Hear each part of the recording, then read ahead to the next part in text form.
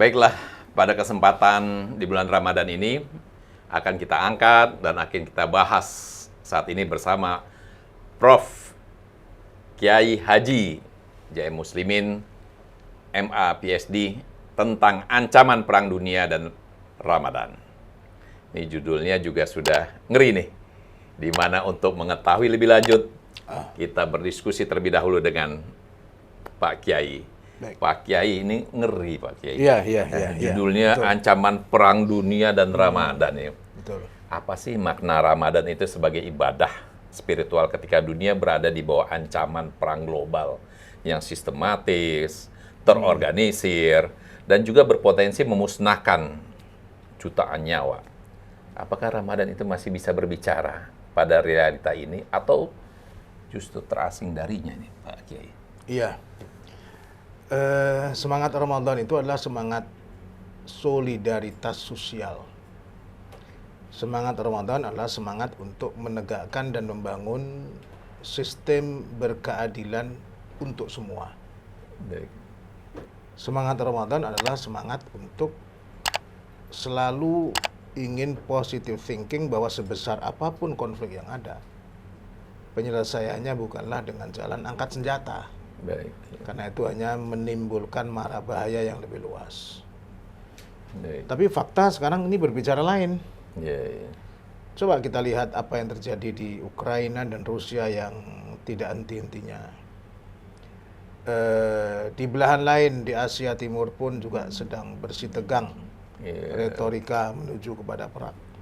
Timur Tengah sekarang sedang terus tidak henti-hentinya. Ada retorika-retorika saling menggertak dan saling mengancam. Ya, nah ini maknanya adalah makna terdalamnya memang situasi kita dalam situasi kritis. Jadi di ambang perang. Ya. Nah, bagaimana Ramadan bisa memberi nuansa, bisa memberi sentuhan bahwa semua hal yang kita lakukan, katakan saja misalnya menciptakan satu kelompok lebih superior pada kelompok yang lain, itu kan sebenarnya bertentangan dengan semangat Ramadan. Yang di dalamnya ada berbagi, di dalamnya ada penekanan pada solidaritas sosial, di dalamnya ada mengalami hal-hal yang dialami oleh kelompok lain, yang di dalamnya ada bagaimana kita mengedepankan kebahagiaan untuk semua, keadilan untuk semua.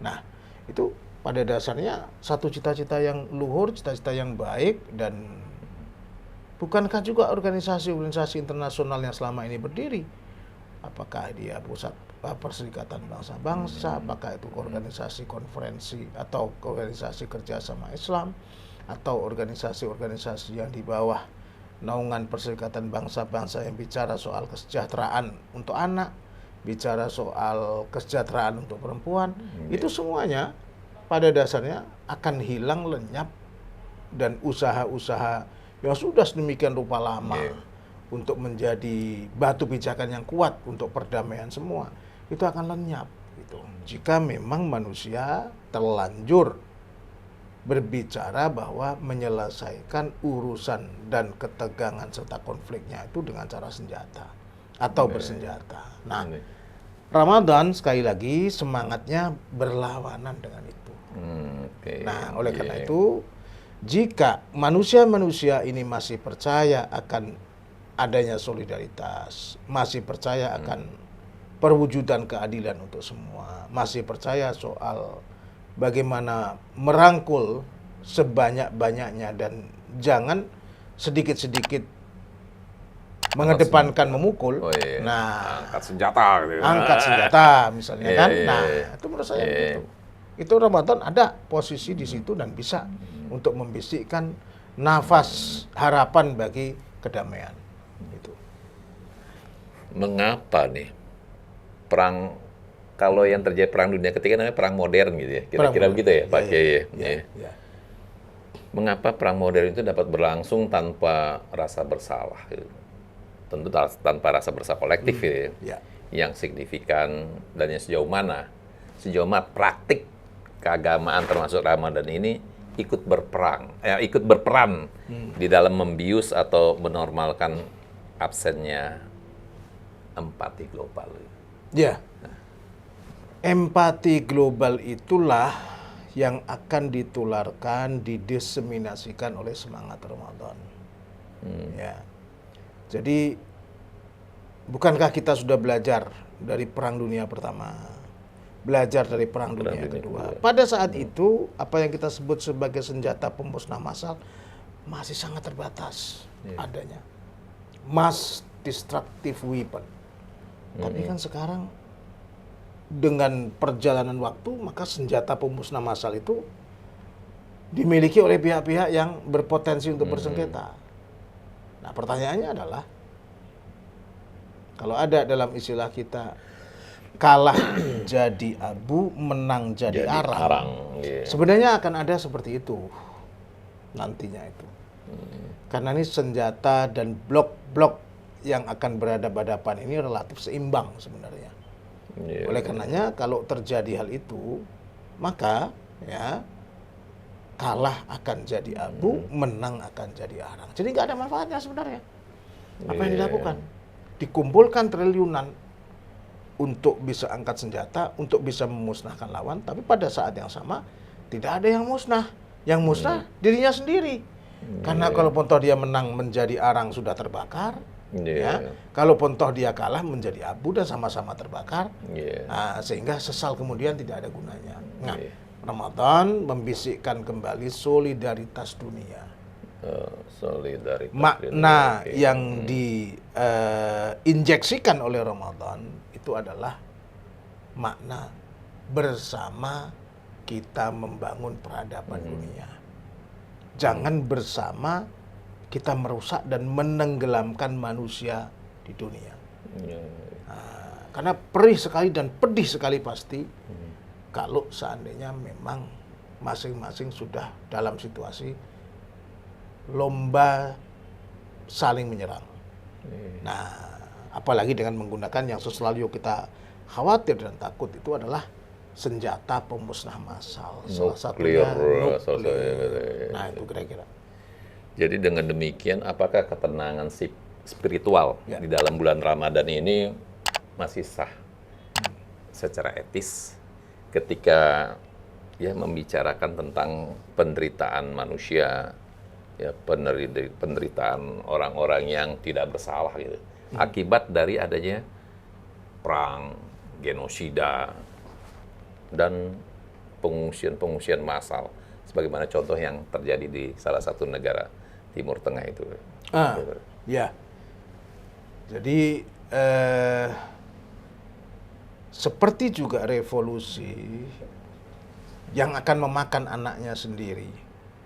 Perang itu pada dasarnya bisnisnya orang elit yang mendatangkan kesengsaraan bagi orang biasa. Elit bertemu elit, elit bersitegang dengan elit, tetapi masalah utamanya adalah manusia-manusia biasa, termasuk juga yang akan binasa. Karena efek dari senjata bertemu dengan senjata.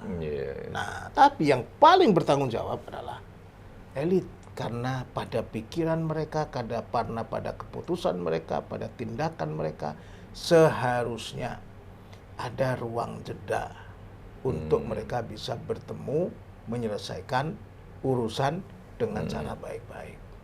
Nah, begitu kira-kira. Kalau seruan dari Islam selalu Allahumma antas salam wa minkas salam wa ilaika ya'udus salam fahayyina rabbana bis salam wa adkhilnal jannata daras salam. Ya Allah, Allahumma antas salam, sesungguhnya keselamatan itu milikmu, wa minkas salam, dan darimulah kami mendapatkan keselamatan, wa ilaika ya'udus salam, dan kepadamulah kami akan kembalikan perdamaian.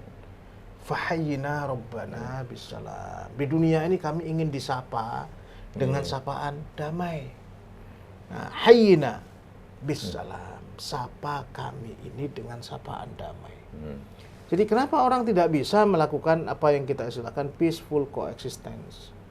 Masing-masing bergerak pada porsinya, masing-masing menjaga harmonitasnya, sehingga kemudian tidak saling bertubrukan.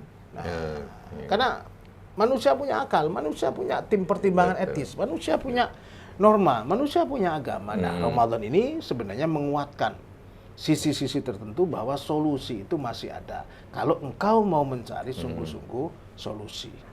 Nah, tapi kalau yang dicari ini adalah tadi melalui peperangan ini pun juga orang-orang tertentu akan meningkatkan depositonya, ya, akan meningkatkan margin pendapatannya, karena jangan salah.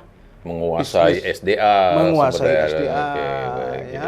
Dan di balik ini semuanya ada juga motif andaikan mereka ingin memasarkan senjatanya dan menguji coba senjata, terlalu mahal biayanya secara kemanusiaan. Masa manusia mau membunuh dirinya sendiri? Nah, dan yang terjadi kesadaran untuk itu makin tipis. Atau ada nggak sih tujuan-tujuan dari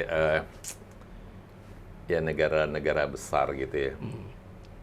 Karena kalau kita lihat di media massa, di medsos gitu ya, negara besar terlihat tuh seolah ingin menguasai yang seperti tadi dikatakan SDA, ingin menguasai satu wilayah, ingin menguasai seluruh, kelihatannya sebagian umat lah ya, ingin dia kuasai sebuah, ingin diusir dari tanah airnya. Ya. Terus peranan Ramadan di sini itu di mana nih Pak Kiai? Kuncinya itu ada di mana nih peranannya? Kuncinya adalah menekankan solidaritas. Jika kita merasa semua orang ini bersaudara, itu artinya solidaritas sosialnya kuat, dan Ramadan memberi makan orang yang lapar, solidaritas sosial, menginfakkan hartanya, solidaritas sosial, membayar zakat, solidaritas sosial, merasakan apa yang dirasakan oleh orang-orang susah dengan lapar dan dahaga, solidaritas. Sekarang kita justru malah mau menciptakan ribuan orang kelaparan. Nah, bukankah itu kebalikan dari misi Ramadan? Mau menciptakan jutaan orang susah, susah mendapatkan kebutuhan pokok, ya kan? Susah mendapatkan alat-alat untuk mereka bisa bertahan hidup. Kalau sudah perang, kocar-kacir semuanya kan. Nah, di Ramadan justru kebalikannya, membuat orang susah jadi senang, membuat orang yang tidak berkecukupan dan selalu berkekurangan menjadi berkecukupan, dan bersama-sama menikmati kehidupan ini sebagai anugerah, tapi dengan peperangan. Nah, oleh karena itu maka semangat solidaritas Ramadan ini harus digaungkan, harus disistematisir menjadi antitesis dari semangat peperangan. Gitu. Baik, kalau gitu Pak Kiai, terima kasih atas pencerahannya. Baik. Semoga perang dunia ketiga katanya tidak terjadi ya. Insya Allah kita berharap. Semoga masing-masing pihak bisa menahan diri, masing-masing pihak bisa menyadari bahwa seperti Pak Kiai katakan, ya tidak ada untungnya perang tersebut. Menang menjadi arang, kalah menjadi abu. Baik. Begitu ya. Baik. Alhamdulillah. Baiklah, Bapak dan Ibu sekalian, diskusi kita dengan Kiai Haji Profesor J.M. Muslimin MA PhD seputar topik Ramadan.